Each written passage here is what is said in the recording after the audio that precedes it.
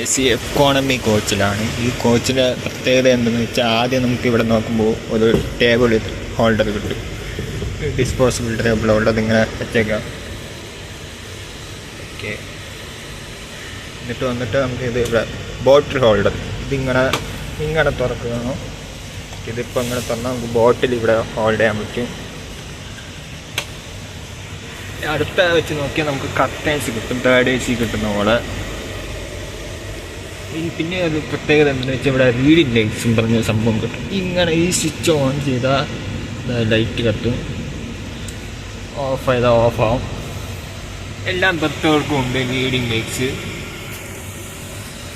ഒരു പ്രശ്നം എന്താണെന്ന് വെച്ചാൽ ബർത്തിൽ കട്ടിയിട്ട് കൂടുതലാണ് കമ്പയർ ടു 3rd AC.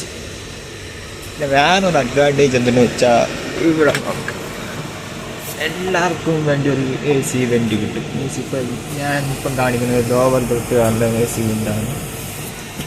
അടുത്ത മിഡിൽ ബർത്തിന് വേണ്ടിയുള്ള ഒരു AC വെൻ്റ്. ഇതിപ്പോൾ അപ്പർ ബർത്തിന് വേണ്ടി അടുത്ത അപ്പർ ബർത്തിന് AC വെൻ്റ്. ഇതെവിടെ നോക്കിയാലും സൈഡ് ഡോറുകാർക്ക് വേണ്ടി ഒന്നുണ്ട്, സൈഡ് അപ്പറുകാർക്ക് വേണ്ടി ഒരെണ്ണമുണ്ട്.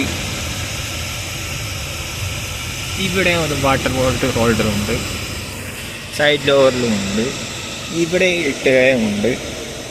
ഈ ട്രെയിനിൻ്റെ ഒരു ഡിസഡ്വാൻറ്റേജ് ആയിട്ട് തോന്നിയത് രാത്രി ആകുമ്പോൾ താക്കാൻ പറ്റത്തില്ല, എൻ്റെ മണ്ടയിൽ കൂടെ പുറത്തിട്ട് കിടക്കേണ്ടി വരും. ഒരു ഡിസഡ്വാൻറ്റേജ്. താക്കാൻ പറ്റുമെന്ന് തോന്നും.